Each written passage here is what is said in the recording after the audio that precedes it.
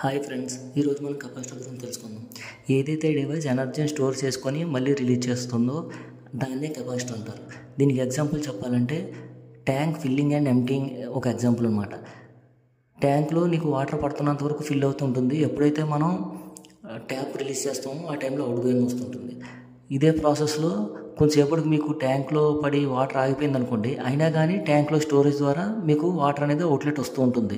ఇదే కెపాసిటర్ చేసే పని కూడా. మీకు ఇంకొక ఎగ్జాంపుల్ చెప్పాలంటే, ఒక సర్క్యూట్లో కెపాసిటర్ లేకుండా లైట్ వెలగాలంటే మీరు స్విచ్ ఆన్ చేసి ఆఫ్ చేసినప్పుడల్లా లైట్ ఆన్ ఆఫ్ అవుతూ ఉంటుంది. అదే ఒక కెపాసిటర్ యాడ్ చేసుకున్నారనుకోండి, కొంచెంసేపు లైట్ అనేది హోల్డ్ అయి ఉంటుంది అనమాట.